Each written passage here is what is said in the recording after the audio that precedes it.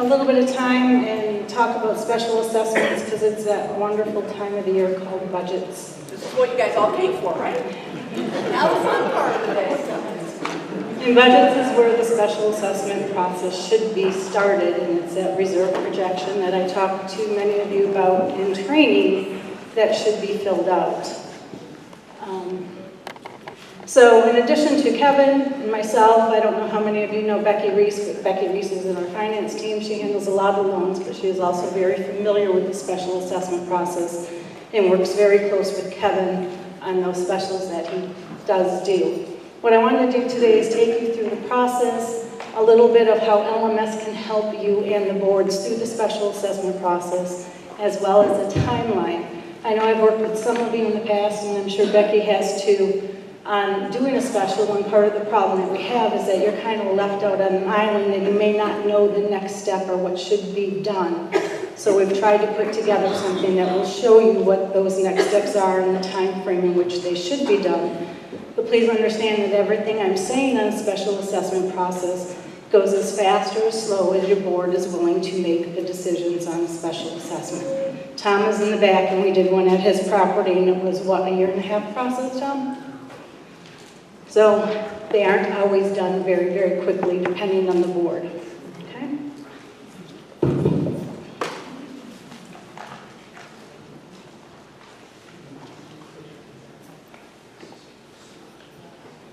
All right, in the special assessment process and the loan process, there's a few things to consider.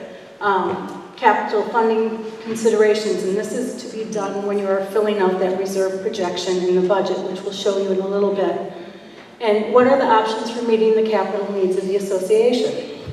I talk to many of the city managers when I do one-on-one budget trainings about what those capital funding considerations can be. One of them is increasing the special assessments to the 14.99% that is allowable without a special homeowner vote.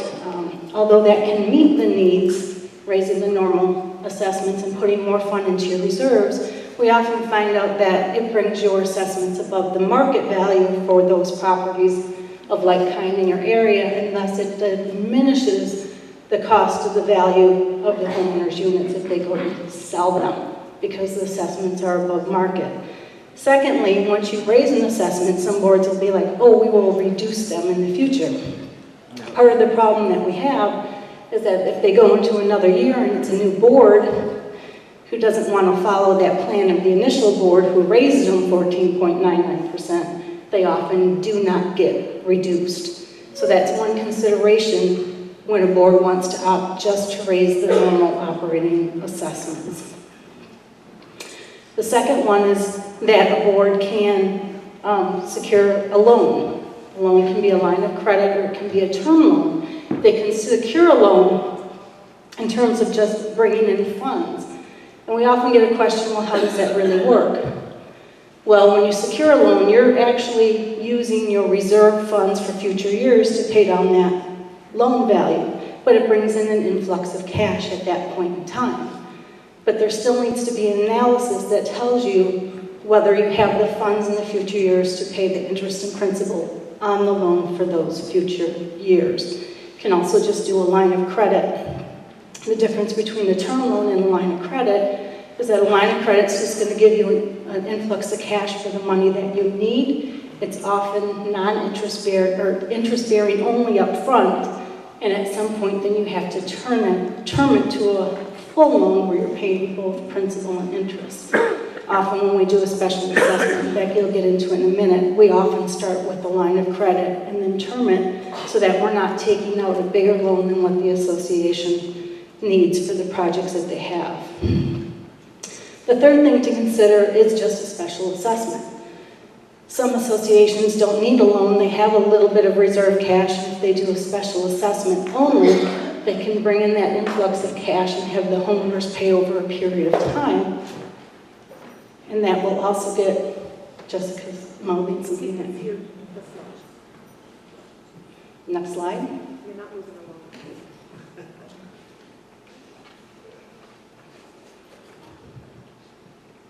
we go. Jessica did the slides for me. Thank you, Jessica. The next one is, the, like I said, the special assessment, just having the homeowners pay for those capital projects over a very specified period of time. The last one I kind of talked about, which is a special assessment and a loan. Bringing that influx of cash in by securing a loan so that the association has the funds up front to be able to pay for the projects, and then passing a special assessment to allow the homeowners to pay for that loan over a specified period of time. So these are 4 considerations that a board has when trying to come up with some of the capital funding projects that they need to do.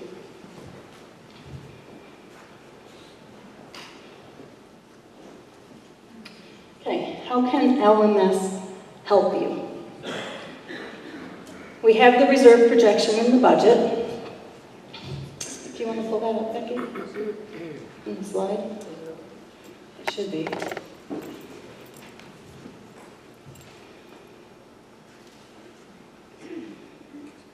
I'm not sure where it is. I don't know.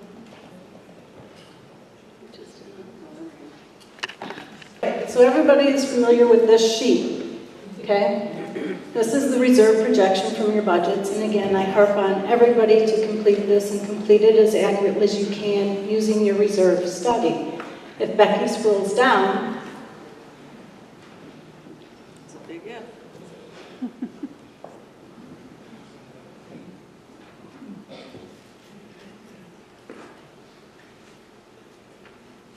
right there, it's going to tell you how much cash you have left in your reserves for the projects that are on this reserve study, this reserve projection. This should pretty much mirror your reserve study. The reason I'm going to bring this is Becky and I are going to go through what we do for a special assessment in a little bit, but this is our starting point. Your reserve study and this cash point is the starting point for what it is that we do when we're working for you and the board in determining if you need a special assessment and or a loan. Okay? When we go through this, we take this and that schedule and we basically expand it out and we do a 10 to 15 year cash flow. Meaning we are looking at the cash of the association to make sure that their cash is okay for a 10 to 15 year period. The one thing we don't like to see is that a board chooses to do a special, and then in a couple of years there's another capital project. They don't have the money for the capital project, and therefore they're doing a second special assessment. We want to make sure that they are financially secure over that 10 to 15 year period with all of the funds that they need to do the projects. The handout that I gave you in this section is pretty funny because Eric was talking about procrastination equals perfectionism. Then in my case, if you go behind the original agenda that we had, down to where it says special assessment number 1, everybody edited it and I missed a complete sentence that says, I'm not sure what this sentence means. So I'm going to try and explain to you what the sentence actually does mean. That's what happens when I work on my day off and over the weekend. The sentence before that should read, the analysis that we do encompasses several more assumptions than the capital reserve analysis in the budget process. So we take that reserve projection and we analyze it more and give you different assumptions to help you come up with what is the best solution to your capital needs. But that is our starting point. The second one is that we often evaluate the project timing. We find that reserve studies also often put projects that have similar staging and they spread them out over a 5-year period. We look at all of that when we're looking at the projects for an association and we determine what happens if we bring those projects and we do them in a closer time frame and minimize the staging costs. That's one of the things we do. Then we go back to the board and we recommend that that might be a solution, and often it saves $150,000 to $200,000 to remove staging costs, especially on city high-rises. So that can be a savings that we are providing to your board right there, is by looking at something as simple as staging and accelerating a project that's in the reserve study that they didn't think about. The third thing is we analyze the various assumptions to determine the most cost-effective plan for the homeowners. It's really easy to go into a special assessment and come up with a number, but oftentimes we look at how much we would be billing a homeowner and go, wow, are the homeowners going to be able to bear that cost on top of their normal assessments? And that's a fine line that we play when we look at these assumptions. We come back, we relook at them, we reanalyze it, we bring it to the board. Nobody knows the homeowner base better than the manager and the boards, but we don't want to put the homeowners in a position where now the association is going to have a delinquency problem because the special assessment that they have to pay on a monthly basis is more than the homeowners can afford to pay. So that's also something that we often tend to look at. And the fourth one that we can do is the what-if scenarios, all the various what-ifs. Sometimes we give them a loan, sometimes we just give them a special, sometimes we increase the normal operating assessments and do a special or a loan. We give them, the board, all the different scenarios, typically 5 to 6 different assumptions, to allow them to make the best decision for their association with our guidance. So that's how LMS can help you and help the board, understanding that if LMS is involved, we do have to charge a fee because, as you can imagine, all of this analysis that's done by Becky, that's done by Kevin, that's done by myself, it's very time-consuming, and LMS needs to be paid for. So I'm going to let Becky talk to you on the loan side and how we can assist you on the loan practice, and then we'll come into a little bit of a timeline.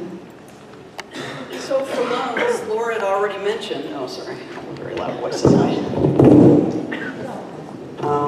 It might be more dangerous for me to have this. So she had mentioned, depending on the needs and the timing of the needs of the association, you may have a project that may or last over, let's say it's over 2 years. If it's over 2 years, you know how much you're going to need. You probably don't want to get a term loan for $2 million on day one because you're not spending $2 million day one. That's where the line of credit comes in. You borrow those funds as you need them until a time set that has been predetermined. Usually lines of credit are either 1 year or 2 years. And then at the end of that time, that's when you term your loan out. So now you've spent all your money, you've got your $2 million outstanding on your line of credit. Now you turn into a term loan that's a 10-year amortization, and your assessments, your reserve assessments, go to pay the loan payments. And that all works out just wonderfully. So that's what the structure of the financing is all about. You know, how long do you need a loan for? What is the impact on the ending reserve balances? How comfortable is your board with having $200,000 in reserves, or do they need $800,000 in reserves? And that's all things, those considerations go into this cash flow that we're going to show you and that Laura's talked about. Number 2, LMS banking relationships. The banks that we work with, and we work with quite a handful of banks, they have been working with LMS for quite a while. They have a lot of confidence in us and in our cash flow analysis. And so they tend to feel pretty comfortable with our analysis, and that reduces the risk, the perceived risk to the bank that their loan may not get paid back on time. And that usually can result in 1/4 to 1/2 point in interest rate reduction. So that's a big benefit, you know, to your associations. Number 3 is loan volume. We can place up to $50 million in loans each year, so we're very, very active in the market, and that's another reason that the banks tend to lower rates for us, because they know there's a lot, you know, it's kind of like the volume discount. Number 4 is avoiding potential penalty costs by proactively ensuring compliance with loan covenants. Every time you have a loan, there's a whole section that says what the bank needs to get, either on a monthly basis, quarterly basis, annual basis. And those of you that already have a loan probably have gotten emails from me saying, hey, is that audit finished yet? When I started working for Kevin 2 years ago, he consolidated that reporting with me. So those of you that don't know that yet, I am actually responsible for providing the banks with all of those loan covenants. And I know some of you kind of do that because the banks have contacted you prior to 2 years ago and they're just kind of used to that. That's okay if you want to keep doing it, but just know that you can offload that onto me if you so desire.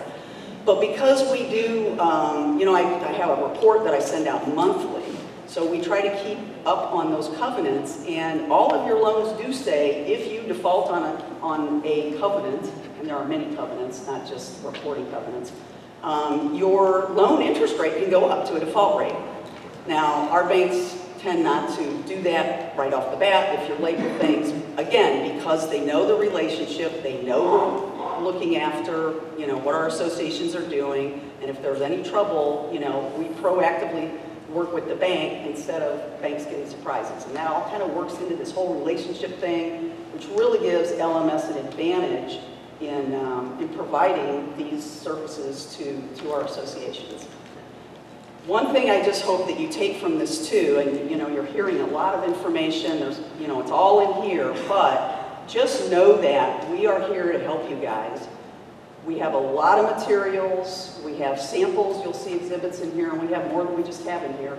If you're going to do this and you need help, we can help you and guide you through it, so don't be shy. One question. Yes? Becky, can you stand in when we're having difficulty with an auditor returning an audit very, very late so that we're out of compliance? Can we look to you to make a call to a certain auditor? To the auditor, generally I think Kevin prefers for property managers, that relationship with the auditor. Or Julie, yeah, or accounting. Yeah, I'm technically a financial analyst, so I tend not to have the relationships with the vendors necessarily. So, yeah. I would, and I know a lot of these, they weren't used to getting things done on a timely basis. So, the next time that contract comes up for review, it's like I have a loan, I need this done by, X date. See if that works. Oftentimes, too, auditors, when they get ready to go into the audits, at least those that we have strong relationships with, they will send Julie or I an email stating who needs to be done.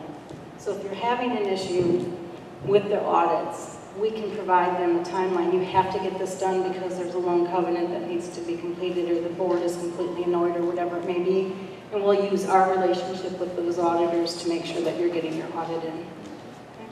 Question back there?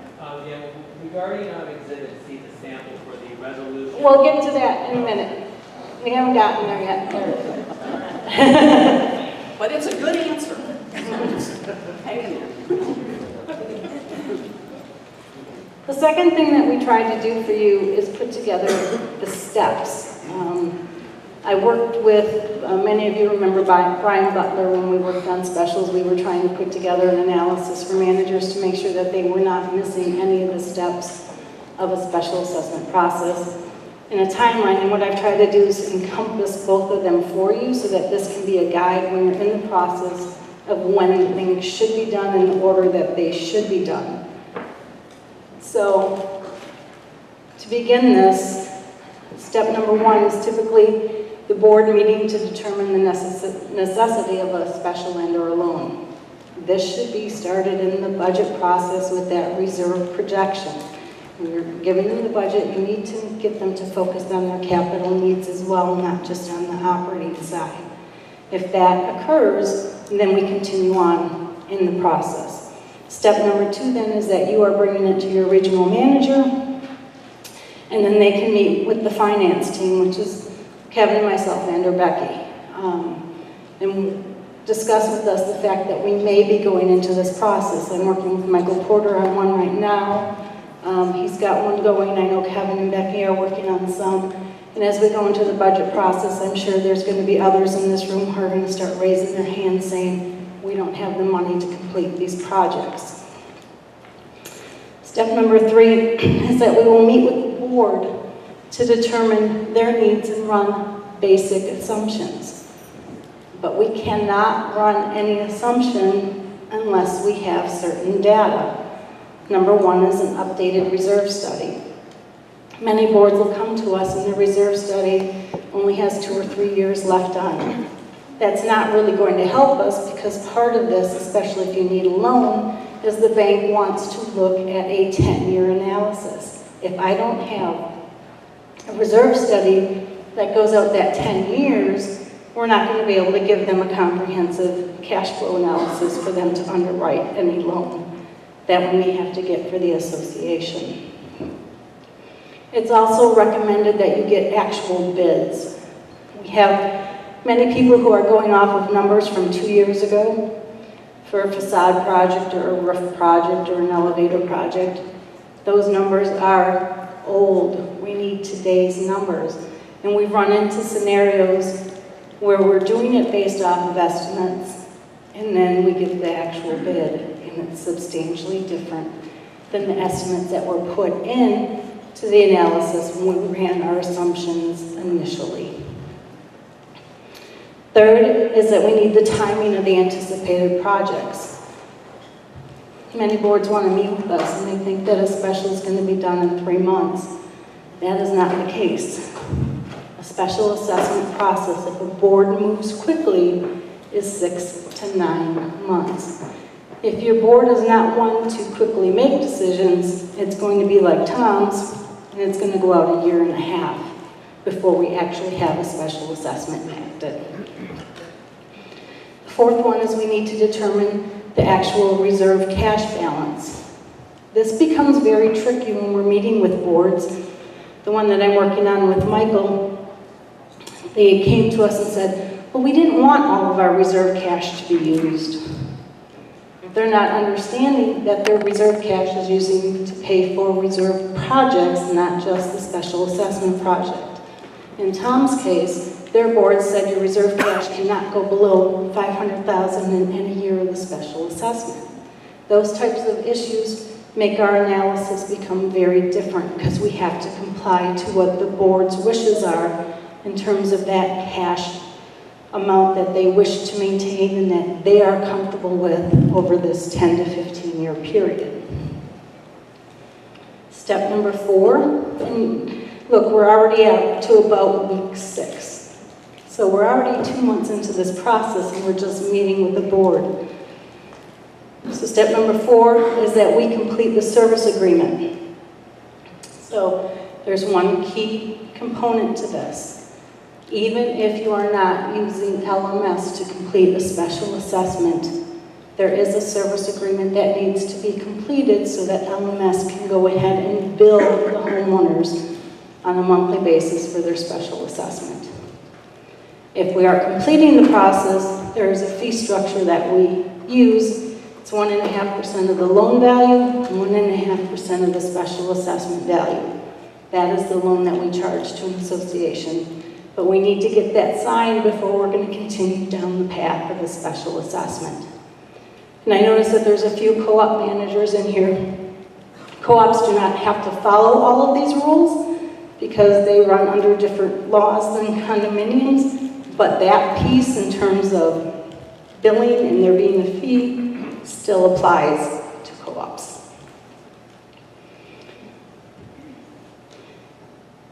All right, step number 5, the initial assumptions that we ran, we're meeting with the board, we're discussing them, and after the discussion, we typically come back and we make new assumptions. The board's going to say, no, we don't want the homeowner cost to be that high, what can we do?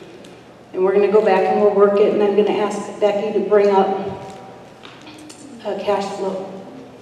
Back to that now. I'm in slide mode. Hit escape.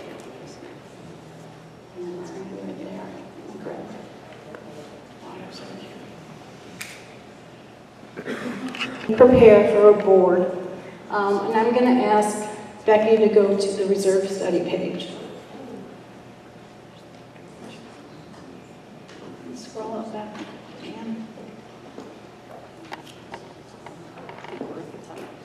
We're at the In theory, this looks a lot like the reserve projection sheet. I'll get to you in a minute, Tony. The reserve projection in the budget, right? It's the same thing. It's your reserve study spread over the period of time. This is our starting point.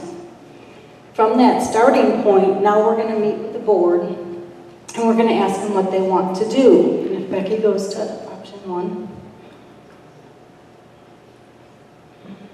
we're going to take this, and when you get down to the exterior building elements and down, we're going to ask them to look at all the costs that were on the reserve study. And now we want the board to determine should any of those costs be moved out into another period, thank you, or moved forward into a future period, potentially for that staging cost.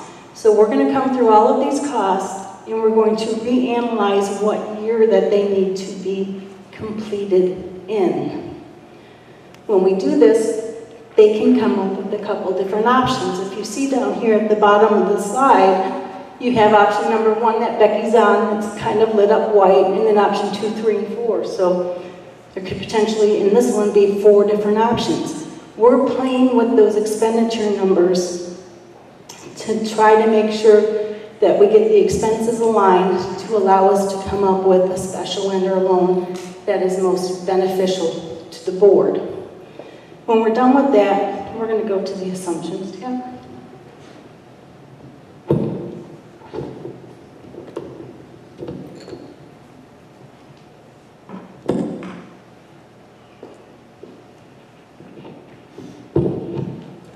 So in this example, option number 1 was as their cash is. We didn't move anything in option number 1. And if you can see, if we leave their cash where it is, and we increase reserve projection transfers by 3%, which is what we do in a standard assumption, they don't have any money to complete their projects. So this shows them that they don't. Option number 2, we played with the cost. Now we're going to come in and try and figure out, under option number 2, the special assessment amount, and under loan assumptions, the loan amount that is going to be best suitable for this board.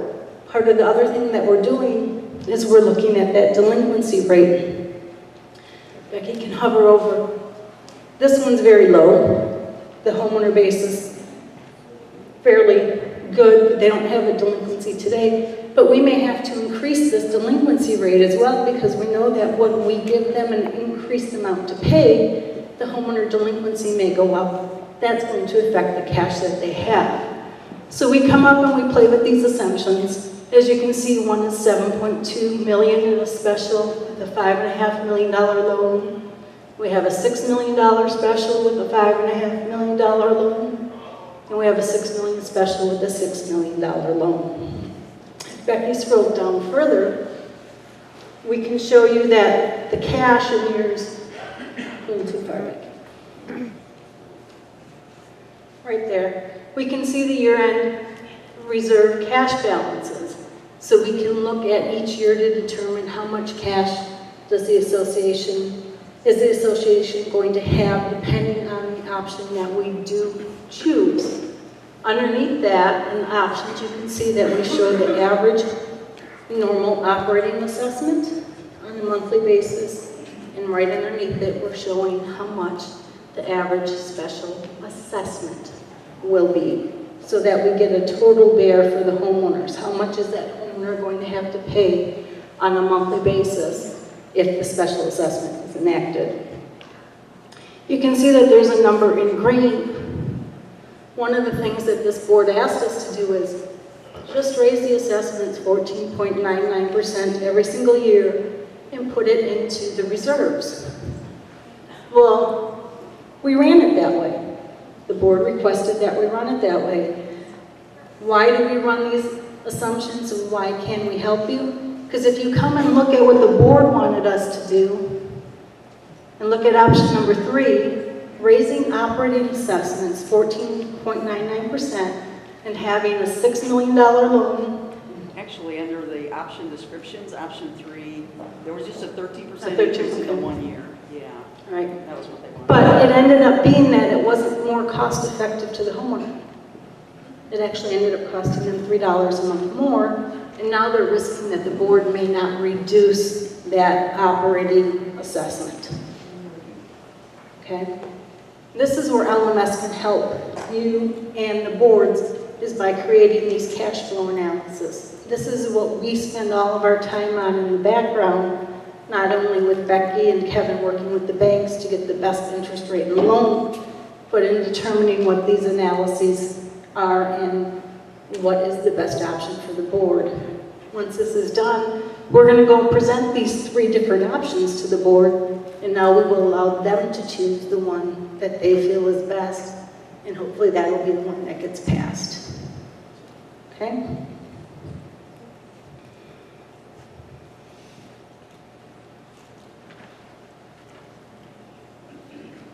All right. We are in step number 6, where the board has selected their option, and now they need to approve it in an open board meeting. So they're going to say that they want to go ahead with the special. They're not adopting it, they're just approving the desire to go ahead with it. At that point in time, the 22.1 disclosure should also be updated at the same time, so that when a new homeowner comes in, it's updated so that they know there could be a potential special assessment on this building. I know you guys get emails from Steve Peterson. He really wanted me to put this in, so we put it in, but that's the point in time when you should be putting it in. Please refer to your attorneys for the language to complete that 22.1 disclosure statement. We are not attorneys, we're not going to play attorneys, but they will guide you on what that language should be. Step number 8 is many associations, especially if the special is large, if you're having a $100,000 special, maybe you don't need to do it. But if you're having a rather large special assessment, you should have a town hall meeting. The town hall meeting should include people like the engineers and the consultants and Lieberman to assist homeowners in answering any questions that they have regarding what the special is going to be for, what the process is going to be, the time frame, what it's going to cost them, etc. Jessica was kind enough to tell you the time frame for initiating this board meeting notice to the homeowners, so we put the table in there for you to use.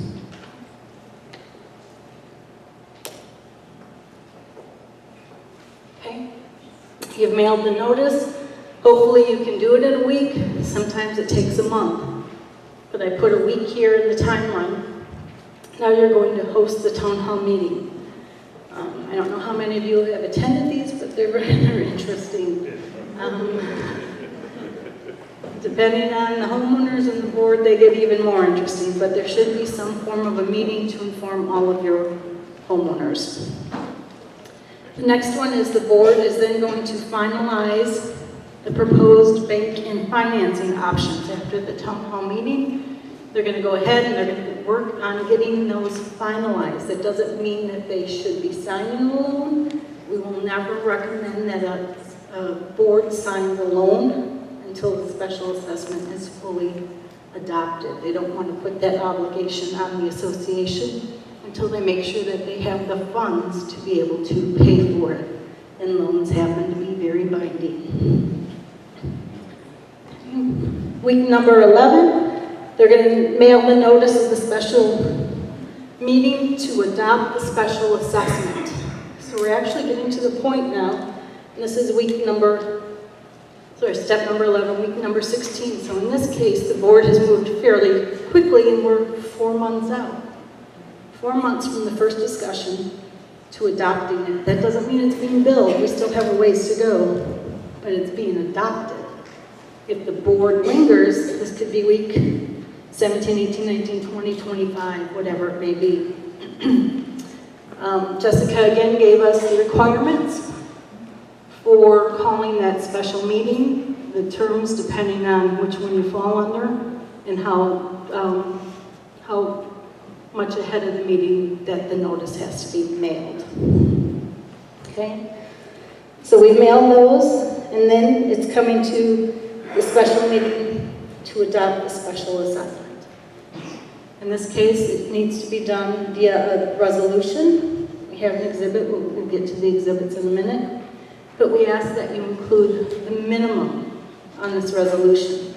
The amount of the special, the projects, the term of the loan amount, the start date of the special, whether interest is going to be billed to the homeowners, at least those who are paying over the term of the special assessment, not those who pay up front. And the last one that many boards forget, but comes into play when a homeowner sells, is what is the payment of the special upon voluntary sale? Is it due in full at time of sale, or are they allowing it to be assumed by the new owner? We prefer it to be paid in full at voluntary sale. But that should be put into that resolution at the time of adoption. Okay. Once it's adopted, now the homeowners have a period that they can get 20% of homeowners within 21 days to call a special meeting. And that was 14 days. Jessica corrected me until January 1st of this year when it moved to 21 days. So after an adoption, homeowners now have 21 days to get 20% of the homeowners to sign a petition to call a special meeting on the special assessment where they could potentially overturn the special. And that overturn is going to be dependent on your declaration. It's often 2/3 to 75% is what we've seen, 2/3 of the homeowner vote to 75%, but that's very dependent on your specific declaration. At that point, they can overturn the special assessment. So if the special is for something that is an emergency purpose, an emergency, according to the ICPA, is defined as an immediate danger to the structural integrity of the common elements or to the life, health, safety, or property of the unit owners. This is a prime example that Tom had. He had a facade balcony project that was violation issue, Tom, am I correct? It was a violation issued by the city of Chicago, so that was emergency, and a window project that was not a violation. The balcony project succeeded, window project did not. So he had one that was emergency, he could pass immediately. The windows that they tried to put in with it were overturned by the homeowners. So if it's emergency, you can get it passed through, but that's also the importance of segregating the projects on that resolution. If they're segregated, he can just proceed with the balcony project because it wasn't a violation. It was listed separately. The window project was listed, they had the right to overturn that project. Okay? So the 21 days pass and homeowners don't have that petition of 20% of the homeowners to call a special meeting, then the board can go ahead and send out the homeowner payment options. So they need to send something to the homeowner. We typically like there to be in the notice the homeowner liability, how much is the total special assessment for the homeowner. The start date for the payments becomes very important. The payment options, we typically allow 3. The homeowner can pay in full up front, pay a partial payment up front, or pay over the term of the special assessment in a monthly installment that is interest bearing. Mind you, when an association assesses an interest charge to the homeowner, when we do our assumptions, it's based off of what we think the loan will come in at. But if the loan comes in slightly different, they do not have to match. What you bill to the homeowner and what the loan is do not have to be equal interest percentages. They're usually not that far off, but they don't have to be the same. Okay? The payment option is due then to accounting before the 10th of the month prior to when you want the homeowner to be billed. So that is your timeline. And this one, we were 27 weeks out. That's a long time.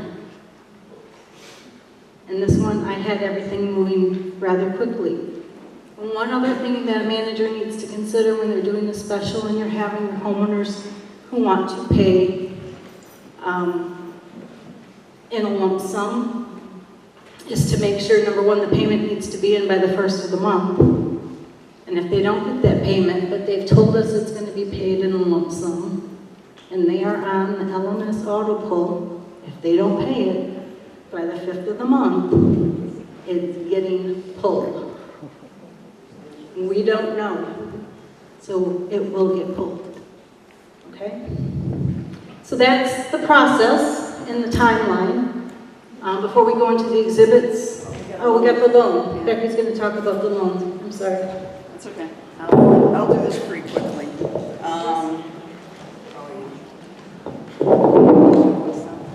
So in step 5, in the what Laura just went over, it mentions the loan. So what we do when we get to that step 5 in the whole process, we will assemble a loan package, which basically has a cash flow and financials and reserve study and things like that. Send it to 6 to 7 banks and ask them for a proposal based on the particular loan structure that we, have agreed looks like it's the best for the association. When those proposals come back in, we have the opportunity to negotiate some of those loan terms. So maybe try to talk the interest rate down, whatever it might be. Once we have final proposals, then we put together a spreadsheet that compares the interest rates, the legal fees, the closing fees, any reserve requirements. Many banks require a reserve account to be set up at their bank and with a certain amount of money left in there. And that's how they're able to, they kind of use that in conjunction with the interest rate that they quote you. So that balance is important. So the point of all of this, and we have a really nice spreadsheet, it's a one-pager that shows all these things side by side from all of the banks that we get proposals from. We also make a recommendation based on the terms that we got in each one of the proposals. And so, it's not always obvious that the lowest interest rate is the best rate. And when you read through this, which I'm sure you guys are all going to do right away, but you'll see that if there are high fees, and some banks charge really high fees, if there's a large reserve requirement, so you've got money just sitting in a reserve account, not earning much, those things go into, we kind of lump all those together and come up with an imputed interest rate, and that may lead us to a recommendation that is, even though Bank A has the lowest fixed interest rate, Bank C is really the one you want to go with because given all the terms and requirements, it's a better deal for you. And it depends on the association too. There may be some issues with them that we have to take into consideration. Then the board selects a bank and they sign a bank proposal. And that's when the loan goes into underwriting. The banks want more information, which I will send them. They'll do their underwriting. They'll let us know that it's past that. And then they move on to closing documents and we get the loan closed. Any questions on that one? Okay, time for exhibits. Everybody's got questions? Raise your hand. All right, we've given you some sample exhibits in the package. The first one being a town hall meeting notice. These are just samples. You can word it however you want on these notices, whatever your attorneys recommend that you state, or whatever the board wishes on something like this town hall notice, as long as you meet the deadline for getting it out in a timely basis.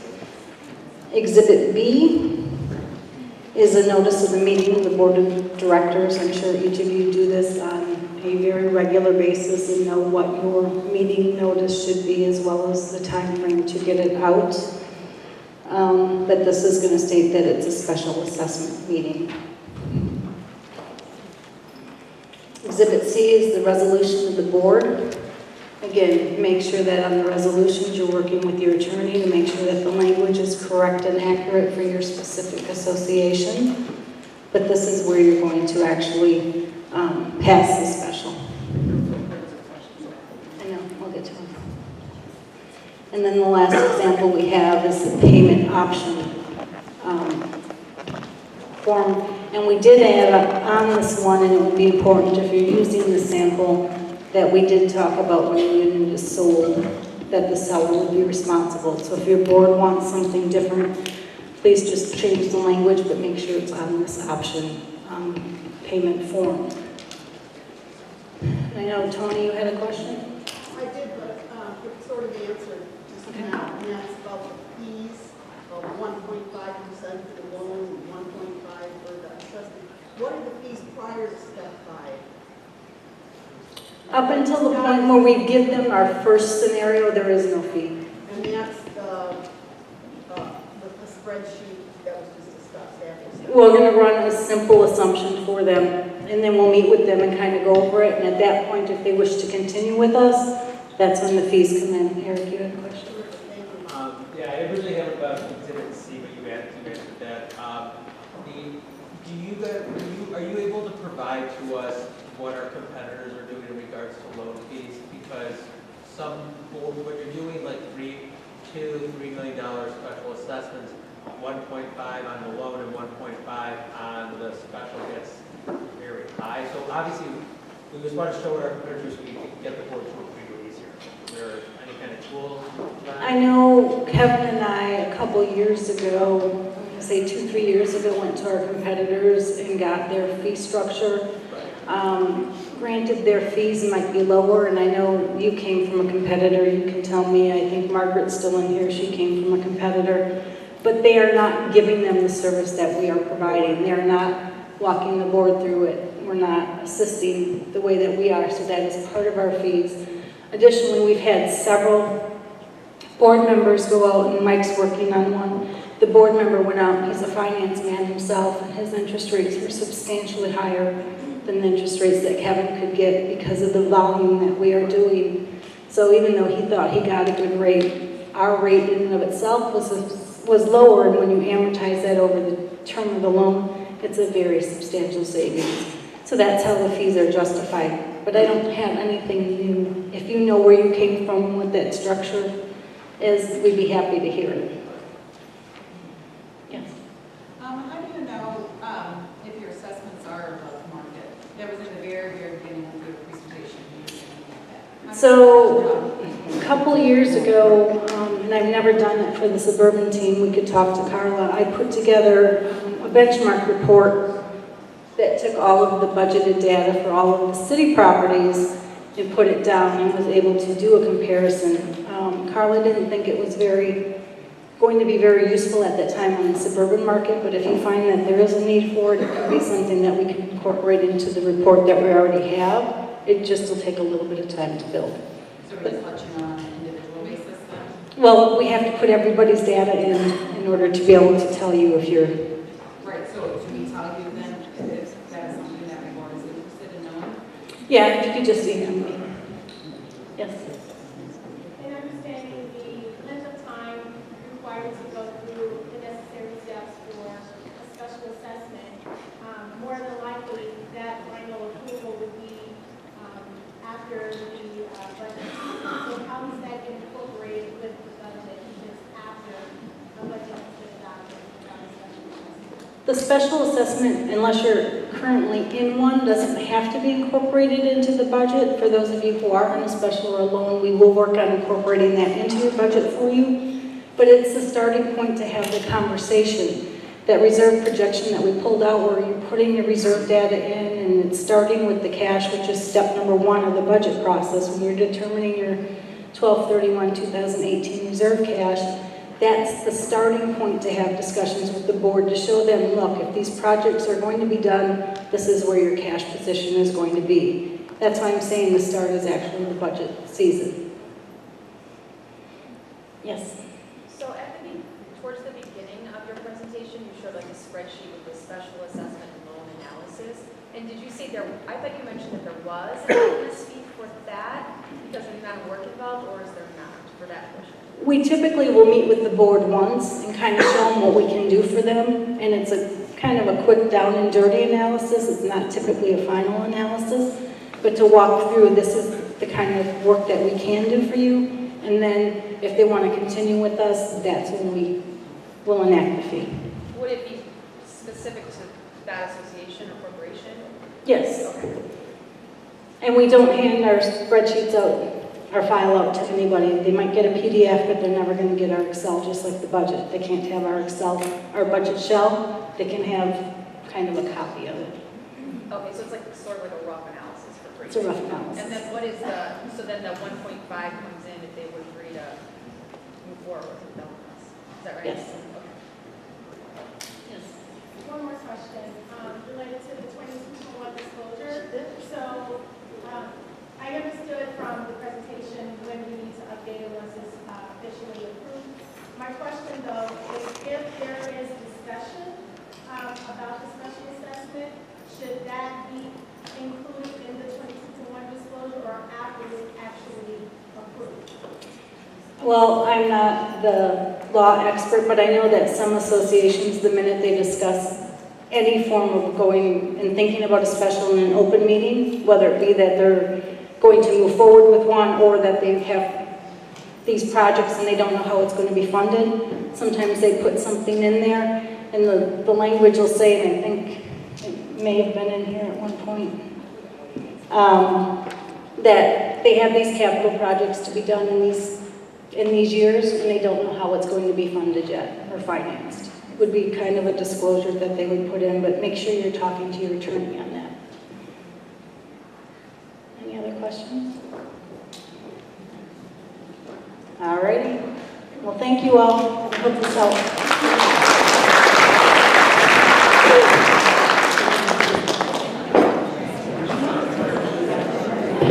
Yes, the meeting is adjourned.